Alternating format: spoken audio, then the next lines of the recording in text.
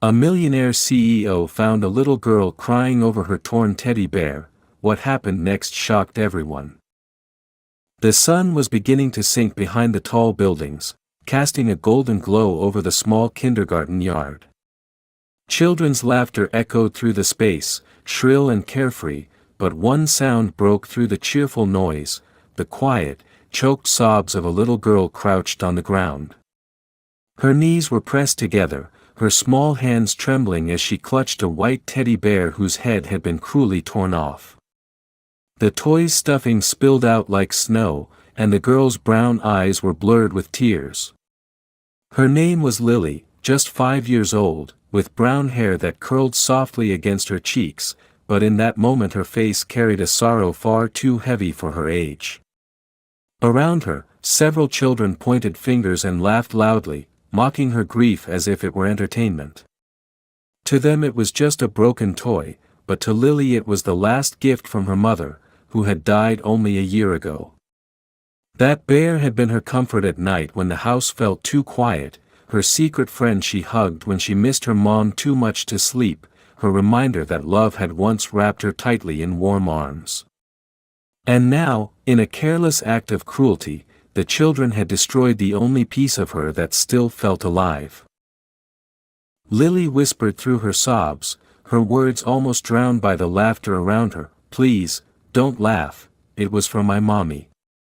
But her plea was swallowed by their ridicule.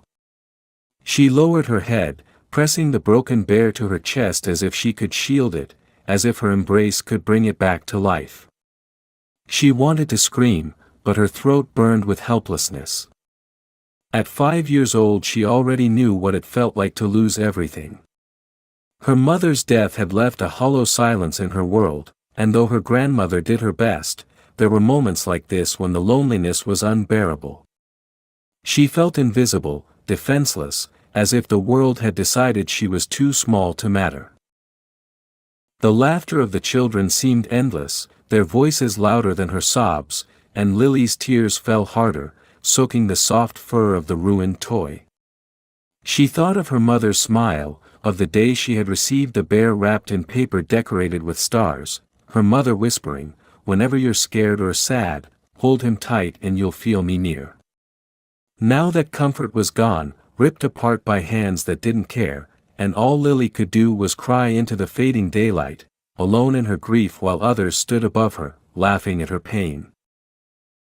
In that moment Lily felt the world had turned its back on her completely.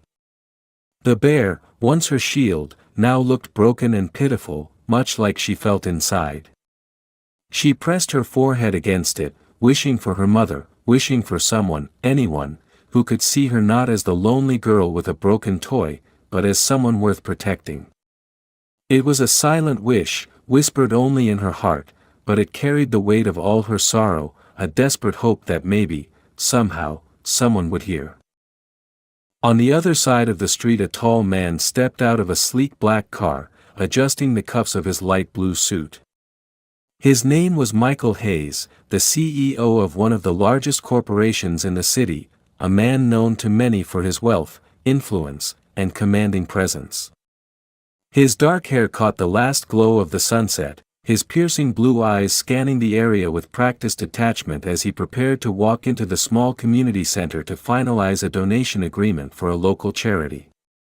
He had done this countless times before, cutting checks, shaking hands, and moving on, never lingering long enough to become emotionally involved.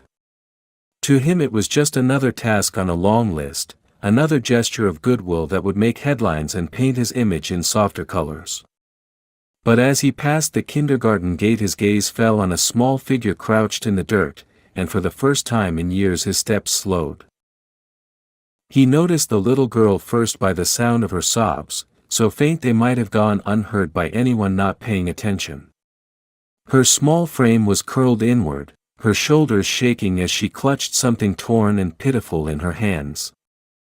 Around her stood a cluster of children, their faces bright with laughter that struck him as cruel, their fingers pointing at her as if her pain was nothing more than a spectacle. Michael's brow furrowed, and he instinctively drew closer, his tall frame casting a shadow across the scene. He could now see the toy she held so desperately, a white teddy bear, its head ripped off and stuffing spilling through a jagged seam. The sight was almost grotesque in its symbolism, a child's comfort destroyed in the most thoughtless way. Michael stopped for a moment, watching the girl's tear-stained face, her wide brown eyes shimmering with despair as she pressed the broken bear against her chest. Something inside him shifted uncomfortably, a memory surfacing from the depths of his mind. He had been a boy once, not much older than her, when he had lost his own parents in a sudden accident. He remembered clutching a toy car until the paint chipped off, holding onto it as if it could anchor him to a world that no longer made sense. Looking at her now, it was as though time had folded back on itself and shown him a reflection of his own past. He realized he could walk away. It would be the simplest thing, to ignore the scene, to remind himself he was here for business and not sentiment. But his legs refused to move. Something about the girl's trembling hands, about the way she tried to whisper through her sobs that the bear had been from her mother, pierced through the layers of armor he had built around his life. He saw not just a child with a broken toy, but a soul abandoned, mocked by the world for daring to love something too deeply. His jaw tightened, and without thinking, Michael pushed open the gate and stepped inside.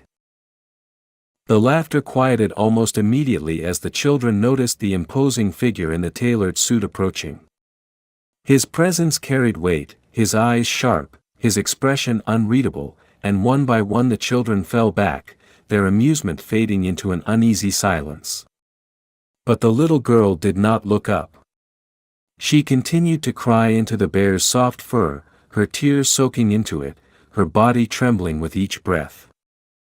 Michael crouched down, lowering himself until his tall frame was level with hers.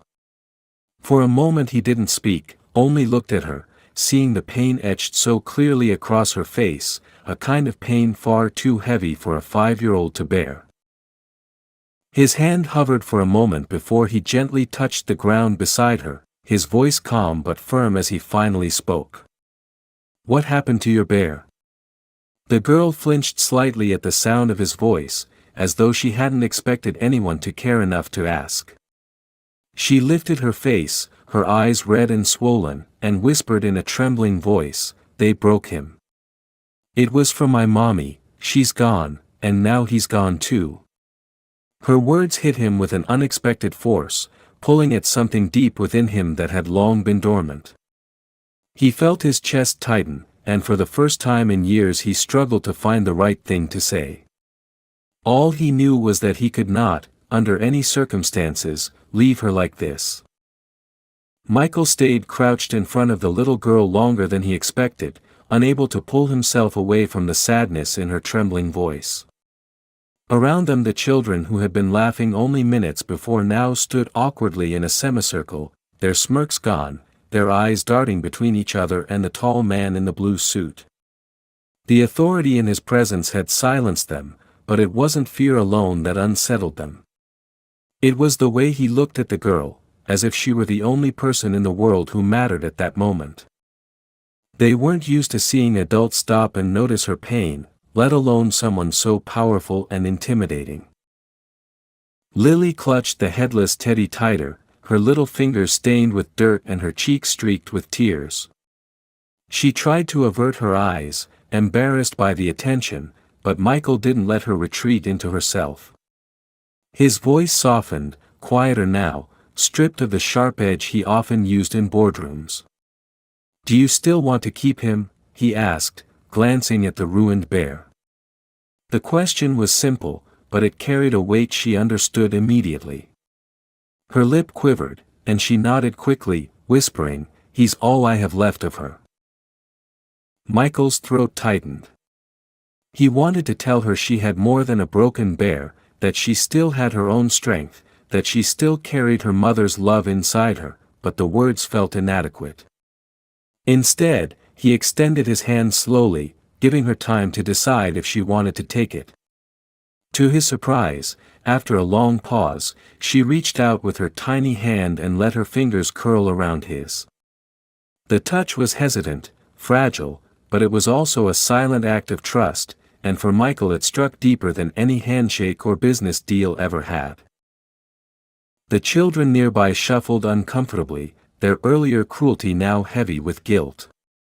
Michael turned his gaze toward them, and though he didn't raise his voice, his words carried the kind of power that made even adults fall silent. Is this what you think is funny? Taking away something that can't be replaced? His eyes swept over them, cold and unyielding, and the children lowered their heads one by one. None of them dared to answer. He could have scolded them further, but he realized this moment wasn't about them.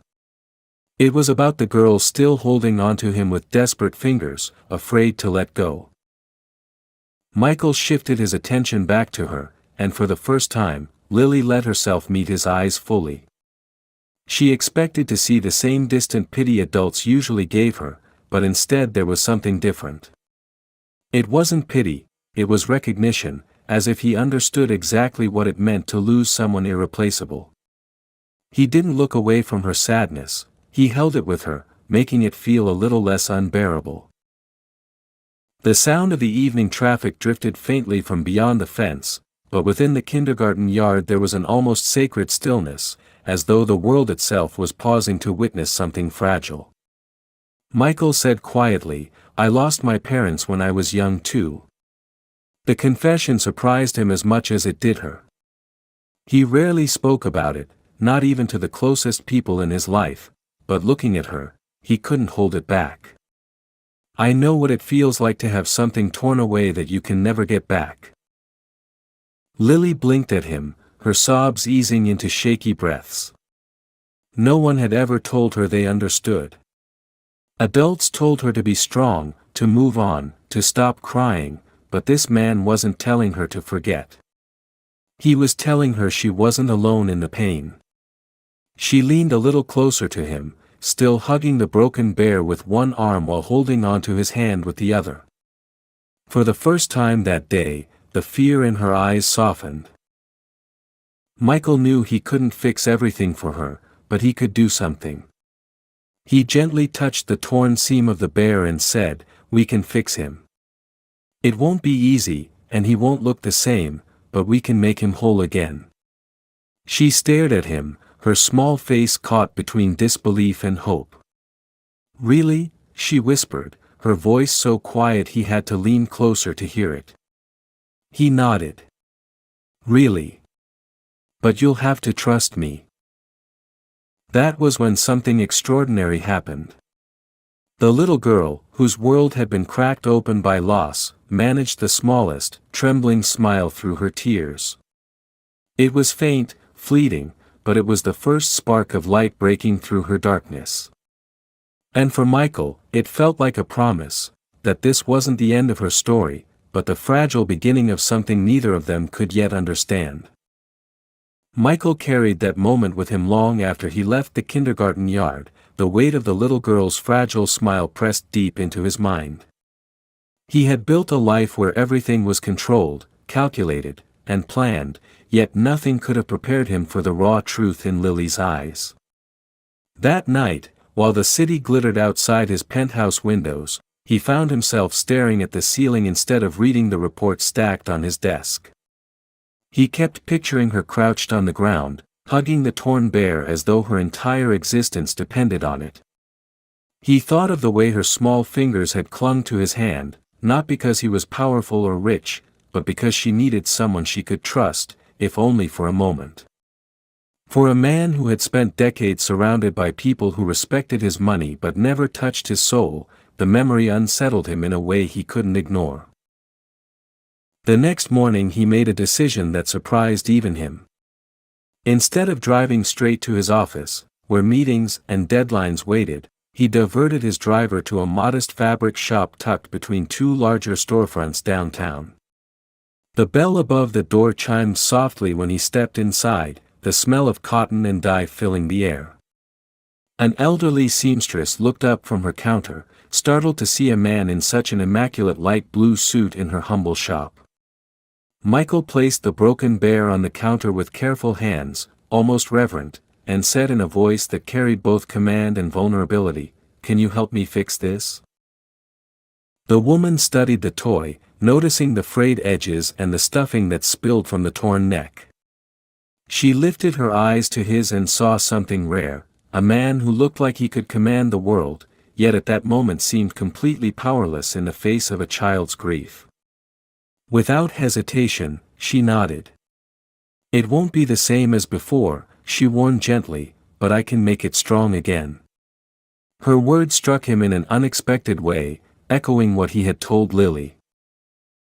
For hours, Michael stayed in the shop, watching as the woman's skilled fingers worked the needle through fabric, stitching with care. He wasn't used to waiting for anything, yet he found himself strangely patient, as if this task carried more importance than any contract waiting on his desk. When the bear was finally whole again, with a faint scar where the head had been reattached, he felt an unexpected rush of relief. It wasn't perfect, but it was stronger, and he imagined Lily's small hands holding it again with hope instead of despair. That afternoon he returned to the kindergarten. The children were playing outside again, their laughter filling the air, but this time when they saw him, their giggles faltered into silence. Lily was sitting by herself on a wooden bench, her brown eyes distant as she traced patterns in the dirt with her shoe. When she looked up and saw him walking toward her, her face lit with confusion and disbelief. Michael knelt down to her level, opened the box he carried, and revealed the mended bear. Her gasp was sharp and full of wonder. She reached out with trembling fingers, touching the seam where the bear had been stitched, and then hugged it to her chest as though she had been given back a piece of her heart. Tears welled in her eyes, but they were different this time, softer, filled with gratitude instead of pain. "You fixed him," she whispered, her voice breaking. Michael smiled faintly. "No, we fixed him. He's stronger now, and so are you." He hadn't planned those words, but they came naturally, as if he had been speaking them to himself as much as to her. Lily looked at him for a long moment, her small face still wet with tears, and then she threw her arms around his neck, holding him tightly. The embrace startled him, but he didn't pull away. Instead, he felt something inside him loosen, a quiet crack in the armor he had worn for years. For the children who watched from a distance, the scene left them unsettled. The man they had once only known as a distant figure of power had chosen to kneel on the ground beside the girl they had mocked. Some felt shame, others envy, but all of them understood that something had changed. The balance of their little world had shifted, and Lily was no longer just the girl with the broken toy. As Michael walked back to his car later, the bear restored and Lily's smile etched in his memory, he knew this was not the end. He couldn't simply return to his old life and forget her. There was something about her loneliness that resonated with his own, something about her fight to hold on to love that mirrored his own buried battles. He didn't fully understand it yet, but he sensed their stories had just begun to intertwine, and that realization filled him with both fear and a strange, unexpected hope. Michael could not stay away from Lily after that day. What began as a single act of compassion soon became something he found himself drawn back to over and over again. The image of her small frame clutching the mended bear lingered in his mind during board meetings, through long dinners with investors, and even in the quiet hours of the night when he stood looking out at the skyline from his glass tower of solitude. He realized that wealth had bought him everything except the one thing Lily had unknowingly given him in that moment on the kindergarten bench, a sense of purpose that extended beyond himself. The following week he arranged for his driver to take him back to the small neighborhood where Lily lived with her grandmother. He didn't announce his arrival with grandeur. Instead, he walked through the modest gate of their worn-out yard and knocked gently on the door, uncertain if he was crossing a line yet unable to stop himself. Her grandmother, a frail woman with silver hair pulled into a bun, opened the door and looked at him with suspicion. She recognized him immediately, not by his name, but by his immaculate suit and the aura of authority he carried with him. Before she could ask, Lily appeared behind her, the mended bear in her arms. Her eyes lit up at the sight of him, and she rushed forward to hug his leg without hesitation. The grandmother's wary expression softened slightly at the sight of Lily's joy, though her tone remained guarded as she asked what a man like him wanted with a child like hers. Michael explained simply that he wanted to make sure Lily was all right, that no child should suffer ridicule or carry so much pain alone.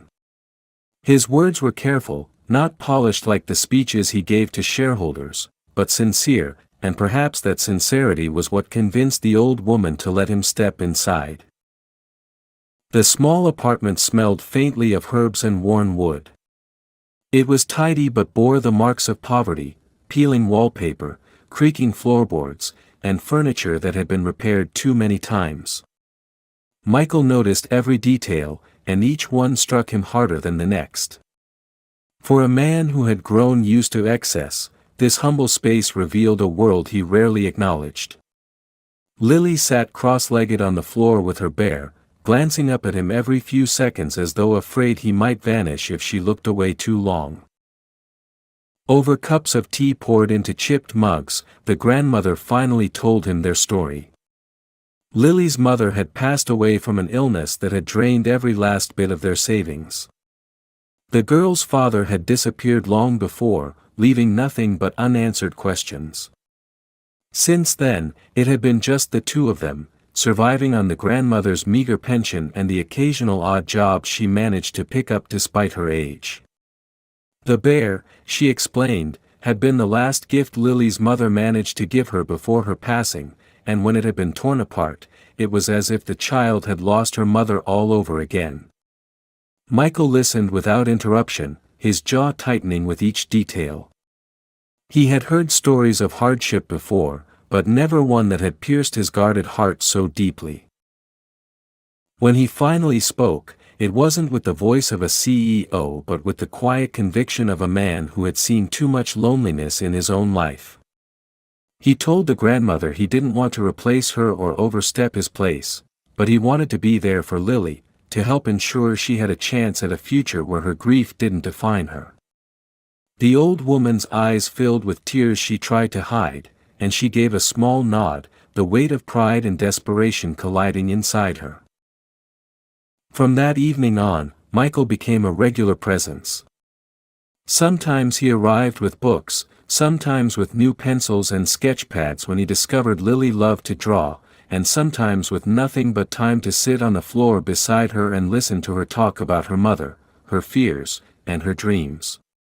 He was startled by how natural it felt, how her laughter began to chip away at the emptiness inside him, how her trust filled a silence he hadn't realized was so unbearable.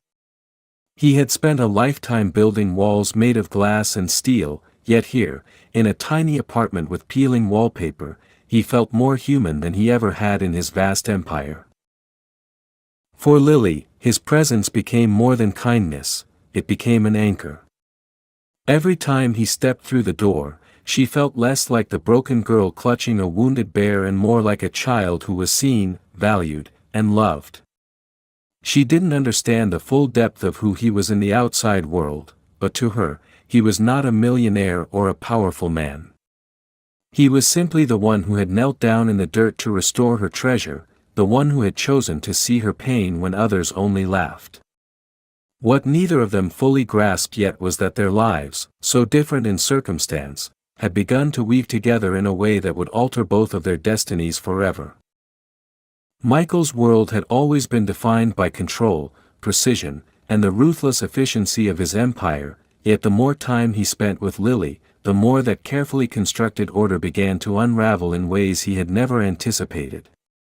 The office, with its constant demands and the chorus of advisors vying for his attention, seemed dull compared to the warmth of that small apartment where a little girl's laughter carried more weight than any profit margin. At first, he kept his visits discreet, not wanting the press or his shareholders to twist something pure into scandal, but he quickly realized that secrecy was impossible when his absence from meetings grew more frequent and his priorities shifted in ways his board could not understand. He was no longer just the unshakable CEO but a man caught between two worlds, one made of marble and glass, and the other of cracked walls and threadbare rugs, yet it was the latter that gave him peace.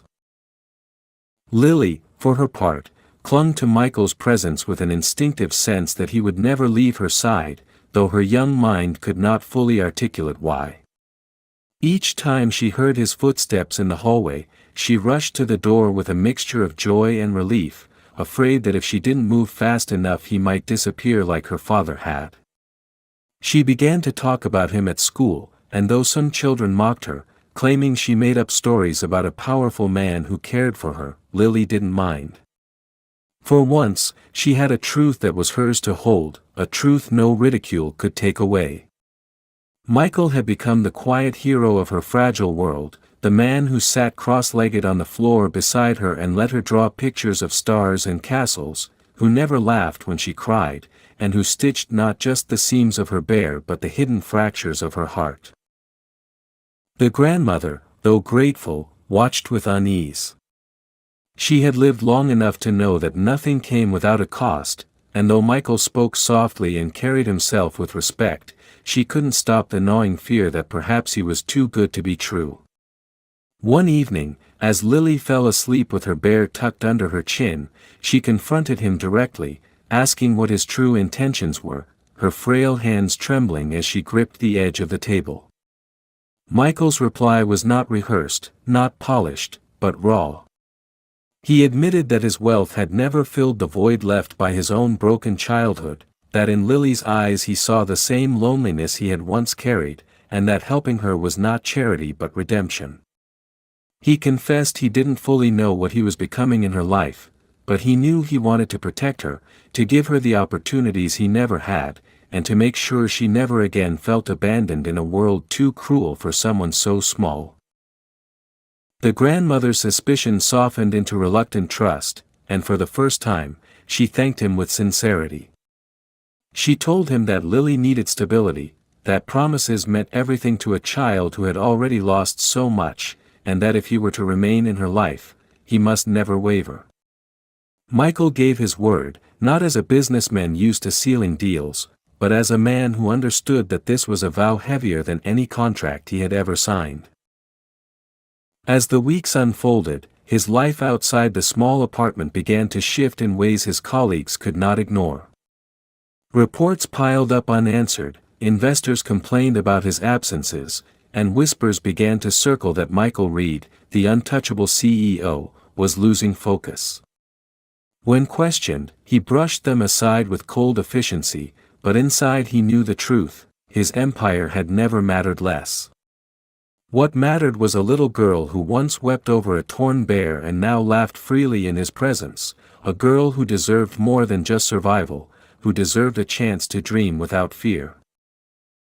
The turning point came one night when Lily timidly asked him if he would come to her school's small performance, a simple recital that other parents would attend.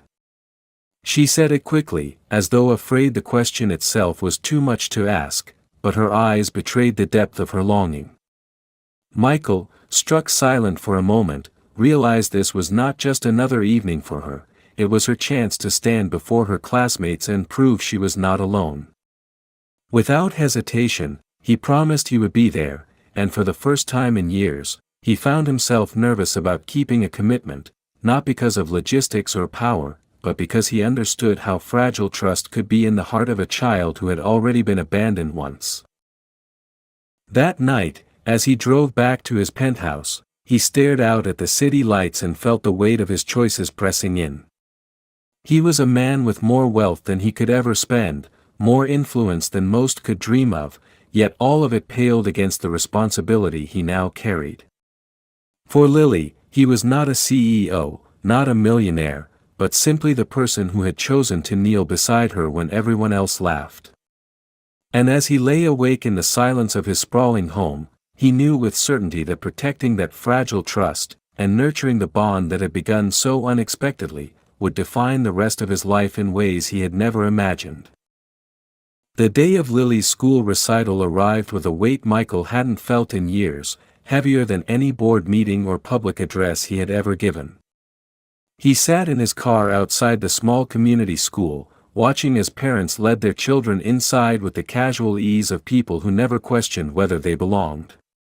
He realized with a pang that for Lily, this moment meant everything, not just the chance to sing or stand on a stage, but the chance to show that she was not forgotten, that she had someone who would sit in the audience and clap for her when the performance ended.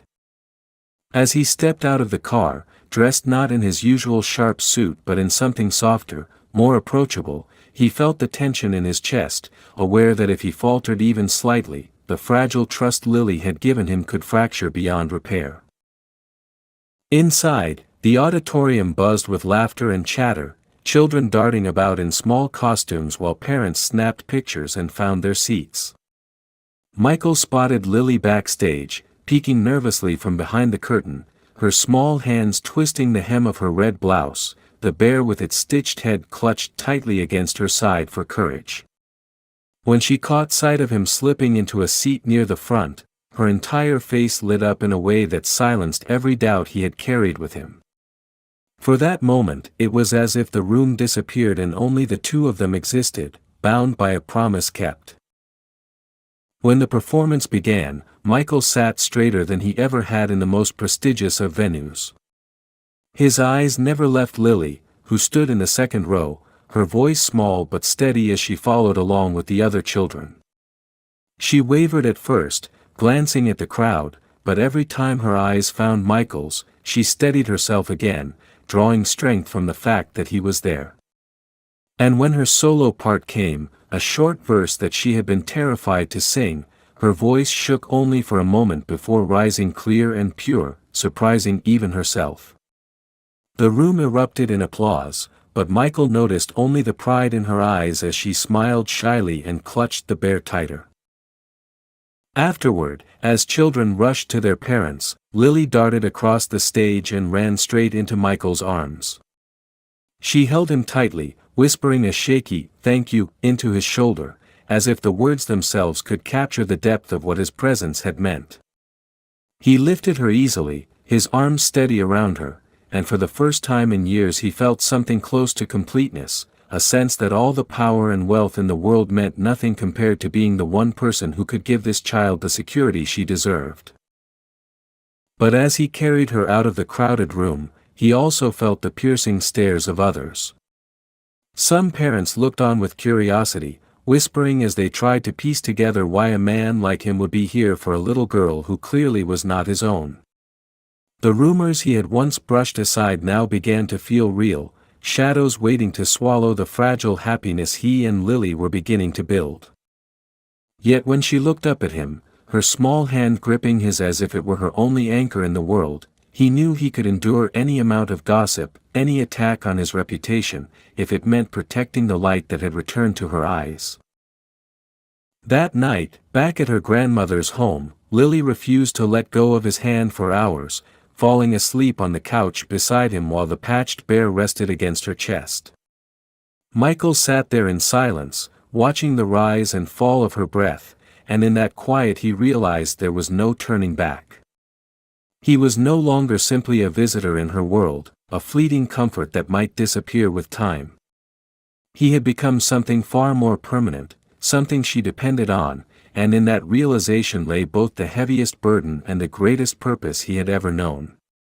For the first time in his life, the path ahead was not measured in profits or accolades but in promises, and he was determined that this was one promise he would never break.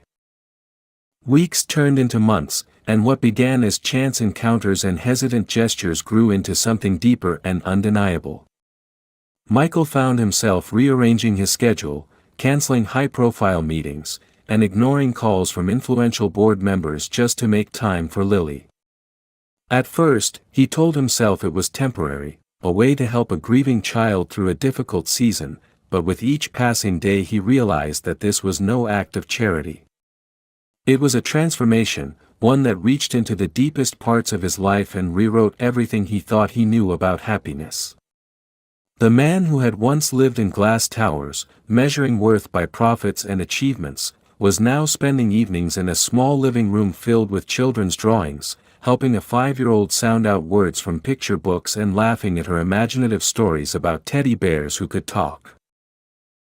The bond between them grew so natural that even her grandmother began to notice. She would watch the way Lily's face brightened whenever Michael entered the room, how the child's laughter came easier now, unburdened by the shadows of loneliness. One evening, as Michael sat with Lily sleeping against his shoulder, the grandmother quietly placed a hand on his arm and whispered with a seriousness that startled him, "She sees you as family now.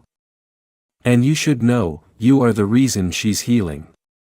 The word struck him like a vow he hadn't spoken but had already made with every choice, every time he showed up when Lily needed him. Yet outside their fragile cocoon, the world grew louder. Tabloids began to run speculative stories about the millionaire CEO seen with a little girl who wasn't his, reporters hung outside his company offices, and whispers among his peers grew sharper. Some accused him of hiding scandals, others painted him as unstable, a man too distracted by personal affairs to lead. The board demanded explanations, but Michael refused to let go. For the first time, he looked his critics in the eye and said the one thing they never expected from him: "This is my life now, and she is part of it. If I must choose between my empire and that child's well-being, then the empire can burn." It was reckless, even dangerous, but it was also the first time his words carried the full force of truth, unshaken by fear of consequence. The turning point came one cold afternoon when Lily, standing in the schoolyard with her patched teddy bear in hand, lifted her chin to a group of children who once mocked her. They had begun to laugh again, but this time she looked at them with a new strength. She told them calmly, "It doesn't matter if you laugh. I'm not alone anymore." And as she ran into Michael's waiting arms at the gate, her smile radiant and fearless, the scene captured by a passing photographer spread like wildfire across the media. The story, twisted at first by gossip, quickly shifted when the truth came out. People learned about Lily's loss, about her broken bear, and about the man who had quietly stepped in to protect and nurture her when no one else had. What began as whispers of scandal turned into praise, as families across the city recognized in Michael something rare, something more valuable than wealth: humanity.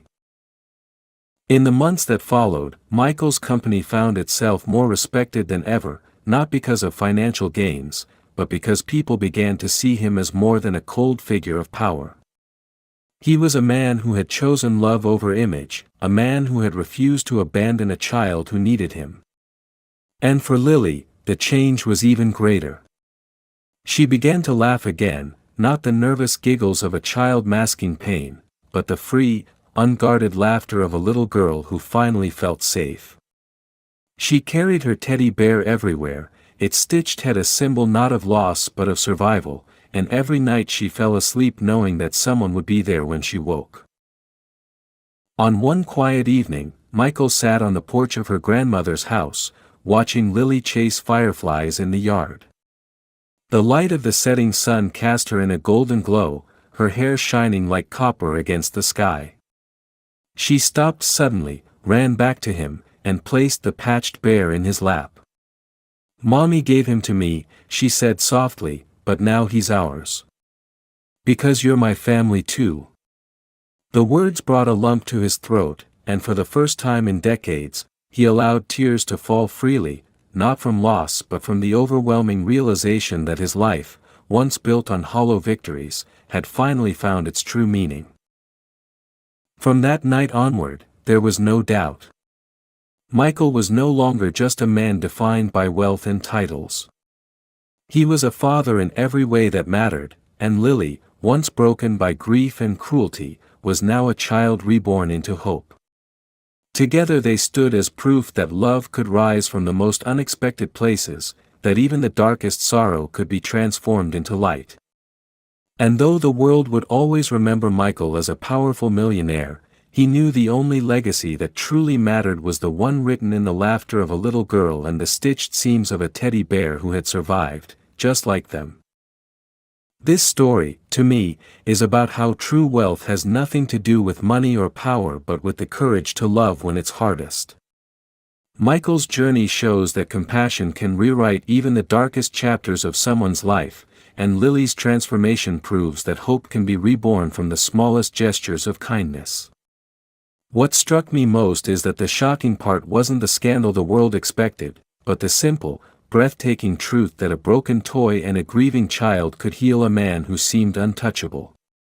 The ending isn't just happy, it's a reminder that the most extraordinary miracles often come from the most ordinary choices to care.